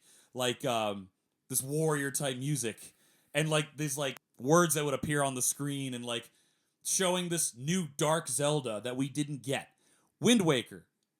They were doing the Nintendo GameCube like, hey, this is what the graphics are going to be able to do. Mm-hmm. They showed like a fairly okay model of Link sword fighting with Ganondorf. So we all thought that's the Nintendo game that we're going to get. That's going to be the follow-up to Legend of Zelda Majora's Mask, which is such a dark game. Oh, yeah. Ocarina of Time before it was dark, but like, bro. Which one do you think is more dark, Twilight or Majora's? Mask. Oh, yeah. There's no question. I agree with you. And that was like, it's like, I never played the game on PlayStation called Shadow of the Colossus, but every time I saw like videos on it, I'm like, everything about this game was grim and depressing. Everything about it. And finishing Majora's Mask, which I will confess, I watched my sister beat all of Majora's Mask. Temple by temple, everything. So I didn't feel the need to play it because I was with her the whole time. Makes sense. At the end of it all, I was like, oh my God. Like, there's this weird black feeling, you know? So when Wind Waker came along, that was a game that got a lot of hate. And I was one of the biggest haters for sure because I thought it was just this goofy little thing. Great game. Oh, it's such a good game. It was a fun I'm like waiting for you game. to say if you were a bad game. I was like, dude, Wind Waker is so no, good. Sir. No, sir. There is a bad part in that game. Yeah, all the sailing, but like... Oh, gosh, why? And then collecting the Triforce shards, I wanted to just kill sailing myself. is almost just as bad as Breath of the Wild climbing. Yep. Oh, climbing Breath of the Wild is honestly awful. It's worse because at least if it starts raining and Wind Waker, you still sail. But anyway, there was so much hype surrounded about Twilight Princess, and it was the coolest thing because you got the most mature-looking Zelda game in a long time. Never played it. Yeah, my wife and you are like that's a Zelda game, right? Or is it Breath of the Wild? We're gonna get. I think later on you're gonna ask me about a couple. Well, games. I am, but I'm only asking for GameCube. So is Breath of the Wild or Zelda your favorite? Or Zelda, when I say Zelda, Twilight. You know what, dude? I gotta say it's Twilight Princess. Wow! The gameplay in Breath of the Wild... You know what? I'm gonna test you. The gameplay in Breath of the Wild is better. Yes. It's modern. But Twilight Princess, everything Breath of the Wild game. Story is pretty trash. It really is. In my opinion. My wife will hate me, but yeah. It's not great. Everything is better than Sword, though. But that was the best moment of my life. I remember it to this day. And you can actually look up video of it, and dude, the crowd goes insane. The Oh, okay. crowd goes insane. You think it goes harder than when Smash Bros. Ultimate was announced? Blades will bleed, shields will shatter. It was like the most like Because to me, the most hype metal direct, thing for a Zelda. The But most anyway, hype direct was when Super Smash Bros. Ultimate. Because I remember you have Smash Melee, which was the best in the game. Then you came in with Brawl. Brawl was terrible, and until they removed characters. and they removed features. They were gonna have battle Yeah. damage on the characters. So then they removed that, and then you had Because it was like too Smash violent. Wii U or 3DS. Oh my god! Just the name. Yeah. Smash for Wii U. Oh. It was bad. So they brought back characters, but again, removed others. And then you had Smash Ultimate come, and you're just like, Smash has not been good lately. And then out of nowhere, you saw Snake on the screen. And then you saw Roy, and you're like, whoa. What are you doing to me, Nintendo? like they were like, feels something, man. and it was like, and then they make the announcement, everyone is back. And I remember the hype of that. Nintendo, what are you doing to me? Your registry log shows Captain Falcon nipple.exe now running. It was, yeah, that was to me the most hype Nintendo I do Direct. remember that being pretty high. Oh, so good. That was yours. That was I think that was my absolute See, but favorite. this is the depth of Nintendo. We are talking about Yeah. release shows. Oh Like, yeah, lately that we got talk about so the hyped, and newest. that is the depth of what this company was. Yeah. They're like, you know what? We're not there on specs, and we just recently introduced online play, but we build experiences for our customers. And Like they if you're a did. Nintendo fan, like And they we're did. building experiences for you. They fulfilled their goal. Yeah. But They- now it looks terrible. No, now they've. You know what? Even the And new do you know what that Doug Bowser said what? in response to the criticism? He didn't say it exactly like this, but if you can't afford it, don't buy it. That's so stupid. That was the crux of what he said. Yeah, it's cocky. It's greed. It is what it is. And we all failed. And by we, I mean all you people who got pre-orders of the Switch 2. I know I didn't get. But mine, no so- one is not. But like realistically, everyone's like boycott Nintendo. No one's gonna do that. Yeah, you're still gonna. Get You're still gonna buy their product. Oh yeah. They'll put it at whatever price they wanted because you'll be there. I On mean, hand and knees. The only you'll thing be there. is, I'll wait to truly judge it as time goes. I'm gonna wait for my cousin to buy it, get bored of it, and then sell it to me. for Yeah, $200. you know who you are. But you know what my biggest fan of video games is competitive games. Because you know that's your thing, dude. I'm You a love that. competitor, and I am Gamer. and I am such a stickler for balance. And the thing is, Balance. so I'm a real stickler for balance, and what I mean by that is like I want my games to be balanced, but I also don't want it to be too balanced. Best way to describe it is Yep. Overwatch. Okay, Okay, go on. Overwatch when it first came out, there were broken characters, and Overwatch Wasn't McCree one of them? he was at the time. Overwatch would fix some characters that needed fixing. So if for instance, if you're playing a competitive game and a certain character's chosen, and you before the game is even started, you go, "Oh, we lost." That needs to be balanced, right? Oh. But yeah. that's understandable. Bastion. He was- Right. Oh, back in the day. But then Oh, you have yeah. characters like Junkrat who are like honestly That's broken. my dog. Yeah, He's honestly broken. broken, but at the same time you're like this honestly though is fun. But he was counterable too. But the thing is he's fun. He's fun to play against and he's fun to play with. Like he's just fun and that's a good side of balance. But lately games are strictly so balanced that they're not fun. Because I don't want to go into a game where everything feels the same. I don't feel like I'm actually playing something broken. And I also don't want to go into a game where something is absolutely broken and they don't fix it. So if you ever play like Legends or anything, they haven't fixed that game in ages. That game is trash. Even though I still play it here and there because I'm addicted. It's ridiculous. Yeah. But Marvel Rivals, for anyone listening that plays that game, hands probably one of the best competitive games I've played in a long time. I think it is so well balanced. And what I mean by that is not everyone is perfect, but everyone feels broken in a good way. One of the best games in a while I played. Broken in a good way. Okay. Another great competitive game, Rocket League. Oh man, Man. Rocket League. Talk- Okay, I also have been not lately, but when I started playing Marvel Rivals with you guys, I also would be playing Rocket League. Like, Oh, what's a game you go back to and you Yeah. just love? yeah, absolutely. Anyway, tell me more about it. Well, I mean, I don't want to go too on a topic because I really want to get to this other section where I know you said Prince is your favorite, and so I'm now That's my taking. favorite Zelda game. Yeah, but Yeah. it might be your favorite game too. So I'm gonna take that out of the list. Okay, we all know that's why the Prince is up there, but I really Keep it want in. you. I want you to hear my opinions about all this. Okay, fine. So Yeah, I keep it have in. I have 12 GameCube games, and Okay. you and I are big GameCube fans. Best system. Is that actually your favorite system of all time? Yes. Yeah, GameCube. So the GameCube Yep. is your favorite console of all time. Yeah. Okay, I agree. I think still it's play mine GameCube too. games to this day. Yeah. On my Wii, but GameCube. No, yeah. No, to me, I think it is my favorite system. Then it goes. I think it goes Switch, then PS4. What would you rank your top 3? Yeah, mine's GameCube, Switch, PS4. Best system I've ever played in my life. GameCube. I'm going to include handhelds on this. Nintendo Go ahead. DS. Ooh, I did not like the DS. Mario Kart DS. I did not like the DS. Mario Kart DS is good, but I hated the DS. I genuinely traded in my DS to get my Game Boy back. Even though I could play Game Boy games. Advance so that I could get I some money hated for the Nintendo DS. DS, The and I would 3DS pick was it up. okay, but I just hated the DS. I thought it had terrible games. I mean, it did. But Terrible like, games. Super Mario 64 DS, totally, whack. But that was the only other way to like play your Super Mario 64. GameCube, I'm gonna say yes, and I'm actually gonna say Xbox 360. Ooh, 360 is a really good Yeah, system. yeah. I mean, I played really nothing but sports system, like a little bit of Halo, Don't tell my mom. Yeah. I mean, we all had best. Hijo, ¿qué es Halo? Okay, so hold on. So I have, in my opinion, the 12 greatest, in my opinion, and I know you've played every one of these games, so maybe our opinion. Okay. I think these are the greatest GameCube games of all time. And I've asked AI to give me random numbers in order of 1 through 12, and we're gonna rank what you AI rank. is another episode.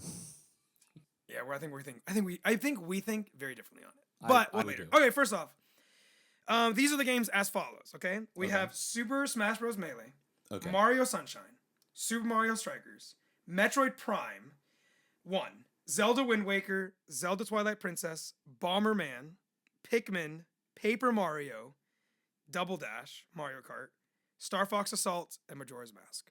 Those are the Majora's 12. Mask was on N64, my guy. Was it not on GameCube? Keep it on. You Yeah, know- it was an N64 title, but like I thought I played that on GameCube. they had a disc that had Oh, like Zelda 1 and 2 and then Ocarina of Time as well as Majora's Mask. You know what? I played it on GameCube. Yeah, just leave it on there. Okay, I'll leave it on. Leave it there. on Okay. there. All right, but those are. Would you agree those are good games? Yeah. Okay, so right now Absolutely. we have number 9 and number 3. So if you have to decide between Super Mario Strikers or Paper Mario, which one, in your opinion, is better and why? So Paper Mario: The Thousand Door. Yeah, the good That one. was I preferred first Paper Mario the best. My Your jaws dropped. Yeah. Wow. It was I remember. So I'll give you my reason. I like the game. Okay. I like it. I'll give you the reason why I didn't like it, or Okay. or I thought that maybe was just different. I didn't play the game enough, so I can't say. Dark Oh, and yeah. grisly, but Oh, for a Mario yeah. game, like you expect that in Legend of Zelda. Yeah, not from. But like, I just was like, whoa, this was a little weird. It was dark. It is. Like, we talked about death. There was literal like chalk outlines of toads in Rogueport.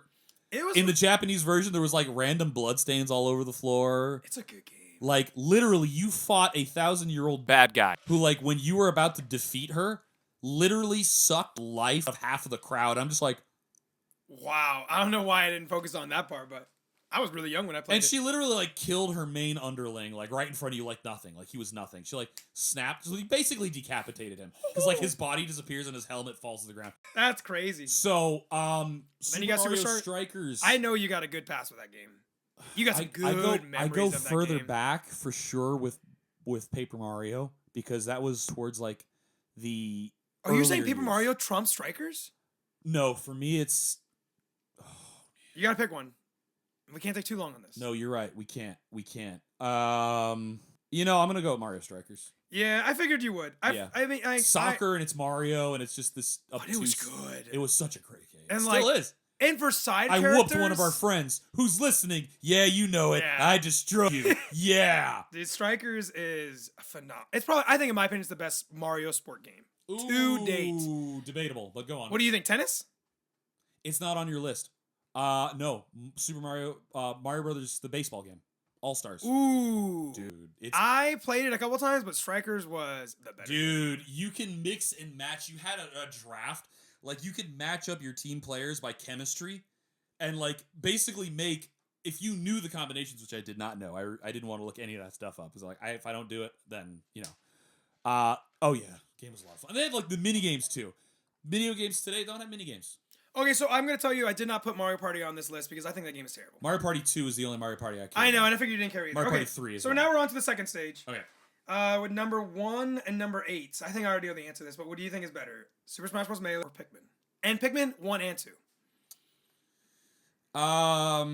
It's Melee. I agree. I mean, Melee. The thing is, like, I know we won't talk about long, but Pikmin is a good game. I never played it. Thought you played it. No. Was that beyond? Oh, was that your sister? I think it was my sister. Oh, but Pikmin? I know the game. Like Pikmin's I a know great what game. you do. Like it looks fun. I would probably play it nowadays. I genuinely think it's one of the old games where if you played it today, it still feels like a Mario. Oh, I game. think so. Oh, it's amazing. But regardless of that, but Melee has is, way. It's just. It was a light. You want to talk about like a gritty Nintendo game? Melee was that. Oh, it was just so. Like it went from music, the effects. Oh, dude. Okay, how about like the fact that like the color scheme was darker? Yeah, and the thing is, you have to remember, Melee Bowser looked actual scary. Smash Melee came after Smash 64, which was arguably an amazing game, but the difference of those games were so astronomical. Oh, yeah. The amount of characters, the items, the stages, even the solo play of getting all the way to Giga Bowser. Oh, dude. And the Master Hands. Crazy Hand? Like, yeah, it was...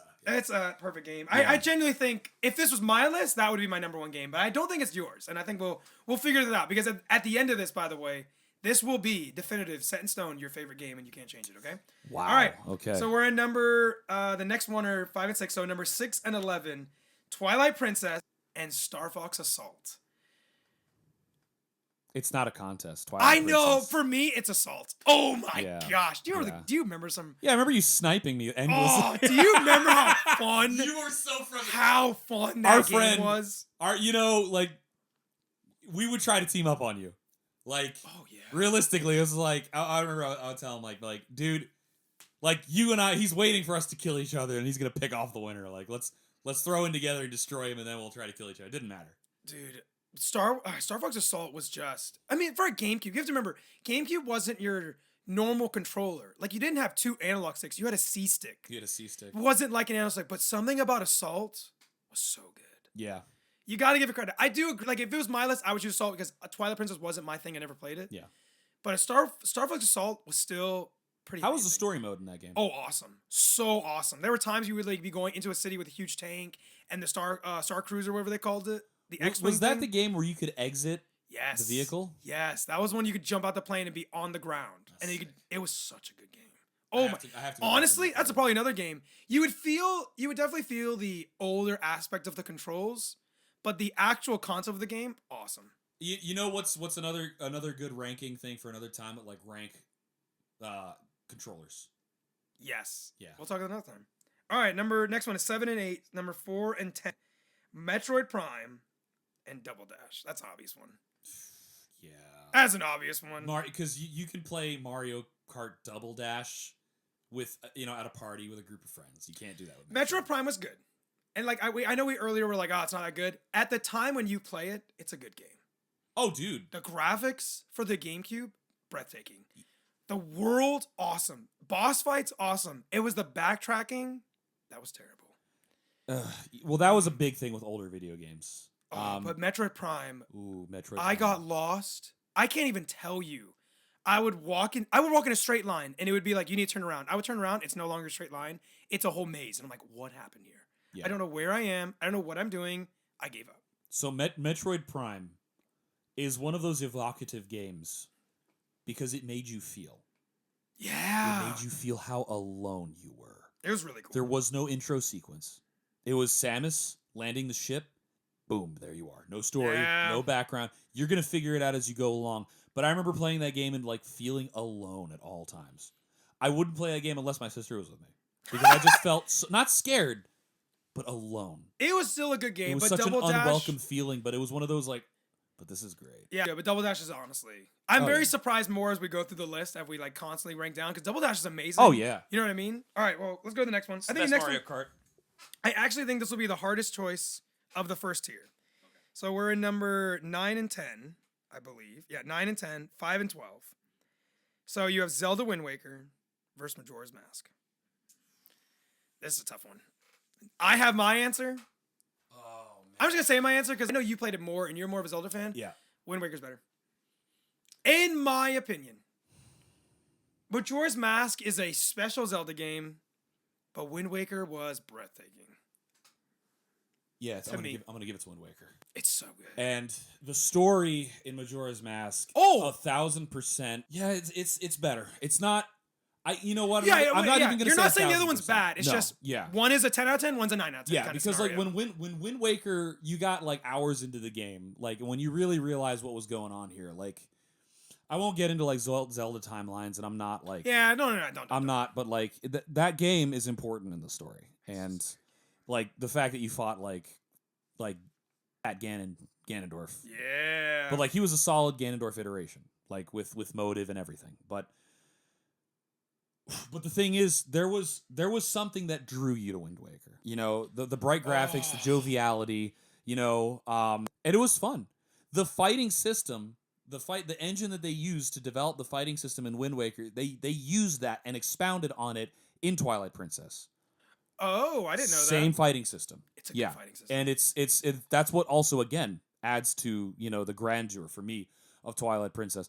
But in terms of replayability, I would see myself wanting to go back to Wind Waker. Majora's Mask, again, I love the darkness, but like, you know what? It was the gaming loop. It was very annoying. Majora's Mask gaming loop is just like I'm kind of tired of this. But Wind Waker was like that. It was fast and slow paced at times, and it was like everything was perfect. It was just really good. The thing is, like Majora's Mask, it was like a really grim movie that you watched and you enjoyed, but like going back to it, like there were so many elements about that game that were unsettling. And oh my gosh. You know the arc with the little girl who gets abducted by aliens? And that sounds so silly and everything, but if you fail, like she's not taken away. They return her, but the complete shell of a little girl with the same little plastic smile. Before that quest, she has so many things to say when you go and talk with her. After that, it's just dot. It's really, it gets you. You failed. This kid game. You ruined her life. And you can't go back. And you cannot go back. Yeah. And I'm just like, there's so much on your shoulders in that game. Yeah. And I just remember feeling, again, that just, this feeling of unease. And you're really talking a lot about this. You really choose Wind Waker? I do choose Wind Waker. Okay. All right. I agree with you. I do agree with you. It's still a very difficult one. Now, this one, I already know your answer. I think many people do. But you gotta think, because we already know the answer. But you really gotta think of the good memories of this other game. All right. So we're in the last one, number 11 and 12, which is number 2 and 7, which are Mario Sunshine, which I think you're gonna choose, and Bomberman. Dude, there's some good freaking memories with Bomberman. That game was a lot of fun. That game was unreal fun. Unreal fun. Do you remember the remote control bombs? Where you can blow them up whenever you wanted? Oh. Yeah. That game was so good. Our subtle introduction to, like, you know, claymores and like C4 devices that would show up in like Call of Duty and stuff. Oh, dude. I know you pick Sunshine. I mean, it's not an argument. You have to recognize Bomberman is still. I remember I loved playing that game with you. Oh my gosh. I remember, like, I think I bought it at a garage sale. Of course you did. I think my mom actually bought a garage sale. I played it. Yeah. I was playing the story mode, and I was like shocked and surprised how good the puzzles were in the story mode. And then when you came over, we played, I think I was also another friend of ours that came over. We played a 3-player match. Yeah. It was like, it literally took like one game for us to go like, oh, there's like a depth to this game. It was so fun. And it was so power-ups and like little the graph, like setting up multiple bombs, so when you set up, it was boom, boom, boom, boom, boom. So it was such good. And the thing is, every time you lost, it was very surprising. Or if you trapped an opponent, it was like, no. I know I'm giving it to Sunshine. It was nearly. Dude, I have just too many good childhood memories associated. Sunshine, with that in game. my opinion, is the greatest 3D full world Mario game in history. I have to agree. Like, it's so 64 good. was iconic, but Mario Sunshine and Galaxy made me feel too much. No, I don't really care about Galaxy. I know.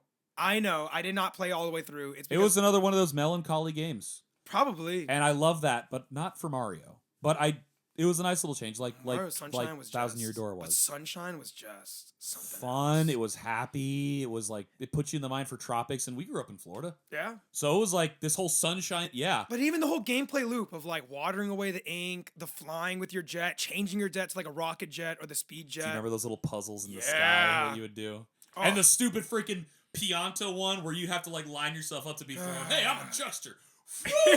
And like, dude, you would spend hours on that level. You know, Miyamoto, that's actually his most hated Mario game. What? It had one of the best Yep. twists. Not even, it was Dark Mario, but it was Bowser Jr. Shadow Mario or something. Yeah, Oh, so good. It introduced Bowser Jr. So We good. forget that. One of a great character. For him, it was, I think, like a technological aspect. He wanted to do more. I mean, like, I bet he did, but it was the GameCube. I mean, you already did so much. Yeah. The thing is, like, you play that game the way It's a Mario Ricky game played. with voice acting too. Mario didn't have a voice actor, but Peach spoke, Toadsworth spoke, Bowser Jr. spoke, and I could have sworn like that was the voice of Bart Simpson, but I was wrong. Okay. That's like shocking, but again, pretty obvious that we use Sunshine. All right, now we're in tier 2. All right, this is Tier 2 is where it's hard. Mario Strikers, Super Smash Bros. Melee, Twilight Princess, Double Dash, Wind Waker, and Sunshine. Okay? First on the list is number 2 and 5. So it is Super Smash Bros. Melee versus Wind Waker. Okay, so let me ask you something, because we're talking about a multiplayer game versus a story mode game. I don't care. I just want you to say this is the best way you can describe it. Somebody tells you you will lose every memory and joy of this game. Which game would you lose? What were the games? Melee and Wind Waker. This is obvious for me. Yeah, it's I picked to keep Melee. Oh, any day. I honestly think I remember the day I went to Best Buy to buy it. I That think game was my treasure. That is one of my oldest longing possessions. I still have the game. It's and I still have the so disc. good. I have the instruction booklet. I still keep my GameCube memory card in that one. Always kept it in Melee. It's so good. Everything about that game. The characters, Mode, the story mode, adventure adventure mode, that's what it was. Even all the dumb game modes like How about the sandbag home run tournament? Oh my gosh. A phenomenal game. There's nothing less to say about it. Wind Waker is phenomenal. But Awesome for even game. how game it is, it cannot compare to Melee. Correct. Just can't. Okay. And it introduced us to Fire Emblem. Oh my Yeah. gosh. Mita Kureya. So good. Okay, next on the list is 1 and 4, which is Mario Strikers versus Double Dash. Both multiplayer. I'm gonna keep Double Dash. Yeah, I agree with you. Yeah. For how cool. Again, that's a party game. But it was also just like a game. Like Mario Double Dash, you could play even by yourself and just get better. It was just so good. Absolutely. Yeah, so good. All right, last one. 6 and 3. Ooh. I really know what you're gonna pick. Twilight Princess versus Mario Sunshine. You have to pick one and delete the other from your memory. Do you know how cruel that is? Oh, that's a hard one. Do you know That how should have been cruel one of that the is? finals. That's just AI, dude. Blame AI. Yeah. Well, no, there isn't. Stinging Mark Zuckerberg, dude. Oh man, this is really hard. You actually got me with this one. This is a tough one. On one hand, there's so much replayability with Mario Sunshine. On the other hand, there was a lot of depth in Twilight Princess that you purposely didn't want to play it so much because after you beat it, like you'd want to wait a little bit to play it again. Okay, so hear me out. Here might help. This might help you. Before you beat either game, I mean, did you beat either game in a single day or no?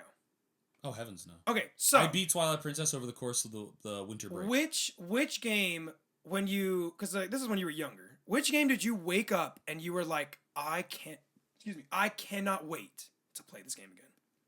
Like I cannot wait to turn my GameCube on and start that game. You know, it was I'm not saying this as a cop out. It really is like both, but it was so much more Twilight Princess. Okay, that's it. That's the one. Again, all the hype, all the surrounding, like it got delayed so many times. When it came out, like my sister and I were like, it came out just in time for winter break. Every one of those 14 days was dedicated to playing that game and beating it. And my sister and I were blown away. Yeah, that's your game Twilight then. Princess. That's your game then. Yeah. So sadly, we don't have an even roster. It's the top 3, so we're gonna have to get them all at the same time. But what do you rank? This is now going to be your favorite GameCube game. And don't cop out and be like, it's Zelda because I'm a Zelda boy. You got to pick one. Melee, Double Dash, Twilight Princess. Oh, God! You can only pick one, and the other 2 are gone forever from your memory and everything. You can only have one. And also for anyone listening, put in the comments. How did this become uneven? There was 12. I know 12 goes to 6, 6 goes to 3. I think I should have had 14 goes to I don't know, whatever. Numbers are hard. That's why I play video games. But yeah, anyone who's listening to this rank, put your favorite of the top 12 games that we had. Put your favorite one in the comments, and put your least favorite one we announced. All right. Well, I have to do this with theater and gravitas, so one of them has to go. Okay, so let's do this because Twilight Princess is in another league because it's a solo game. No. Hang tight. I'm willing to stick with this. Okay. I'm willing to stick with this. You're gonna have to. Oh, you know what? Rank them 3 to 1. Yeah. Like, yeah. So if I were to shave one off and make that one third place, Third place, bronze medal. Easily double dash. I agree. Easily double dash is third. Actually, place. I lie. I haven't played Twilight Princess. I would have put that at bronze. But I agree with your ranking. I think Melee is better than double dash. Oh, now this is the hard one, man. So in one hand, the hype and Smash Brothers Melee, and of course the Twilight Princess hype. But with Melee, this was before the internet really took off, so there was there was no spoilers. Like you didn't know what characters you were getting. You heard maybe a little bit of this, a little bit of that, and you'd be playing these different modes. Because remember, we're going from Smash 64 that had what, 12 characters? 12 characters. Yeah, compared to already Smash Brothers 64 was awesome. It was so cool. Just this concept of your favorite characters beating the crap out of each other. Even my mom was like, "Son, I'll be honest with you, like I didn't like you guys playing that game." Oh, like, same I thought here. Mario was cool. Like it was like you guys are like either. fighting, but she let it happen. So and remember, Melee came in with the special moves. You know, there was no side B in 64. You're right. But then they came out with some B moves. You're right. It was such a good game. No, there was B up. There was B down. There was B up and B down, but not side B. I'm saying side specials. Yeah, you're right. All right, but what do you rank? Second place. Dude, you're gonna have to let me. You're gonna have to let me think this one out. Like edit this because you're gonna be thinking for like 30 minutes. No. I will give.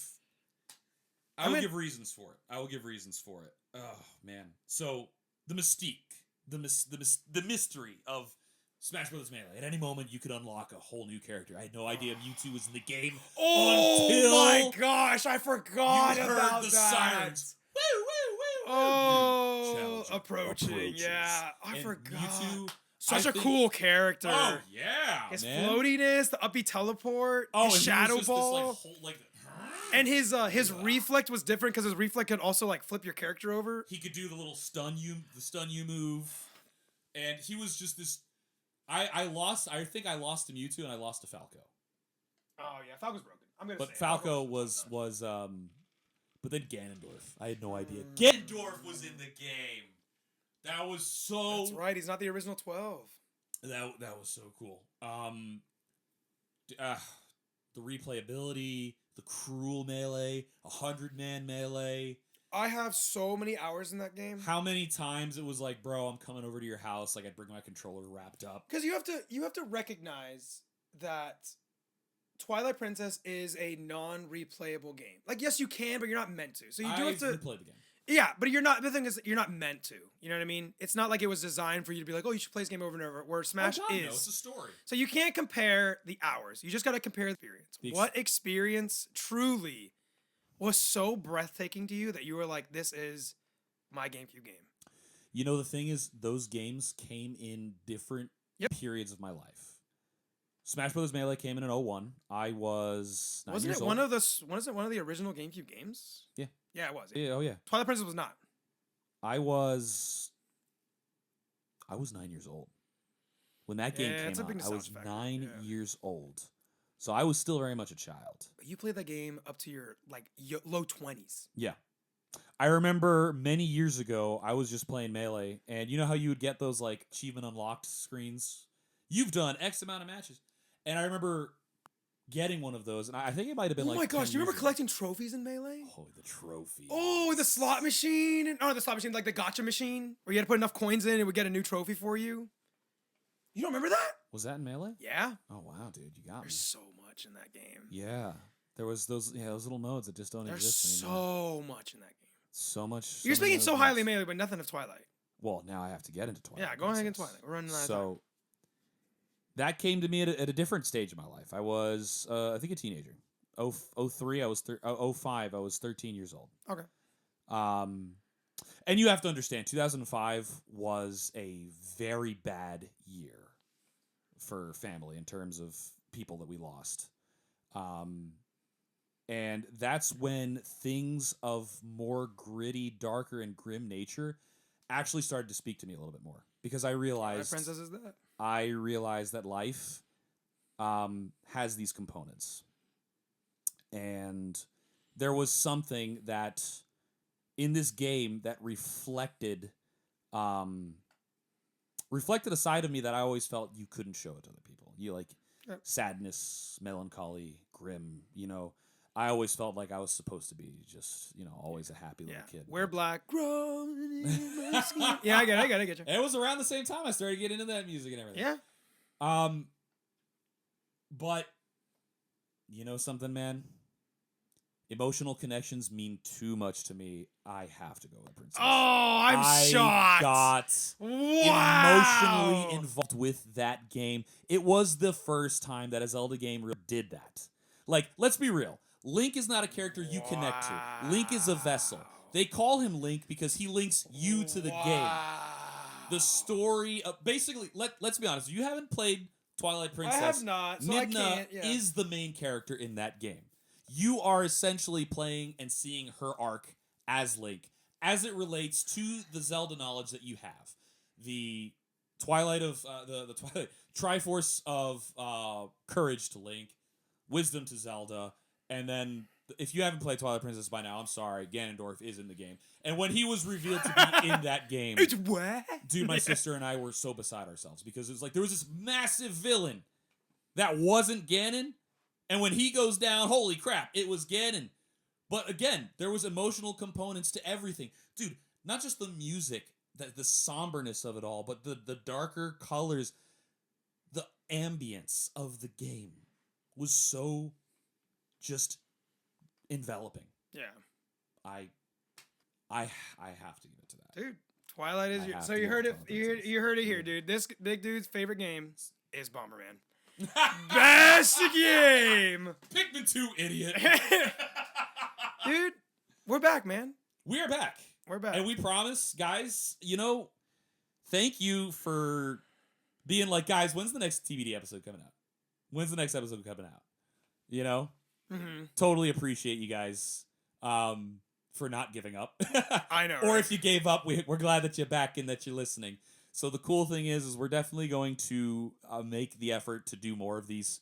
And we also, speaking about video games, we want to introduce another little kind of like for fun thing that we're gonna do. Two big dudes, two big gamers, two big gamers. Dude, TBG. So rated G for games. Yeah, dude, catch us on. So it'll be cool. We're gonna play a mix of maybe like old games that we would used to play back in the day, and try out some of these new ones that are on PC. I got some fun things. Maybe some spooks games, some spooky games. Oh yeah. Yeah. Oh yeah. Yeah. So. Yeah. I don't know if we got any other plugs besides that. No, I'm just happy to be back. And two big dudes are back. Catch us on the next episode of Two Big Dudes. Love it.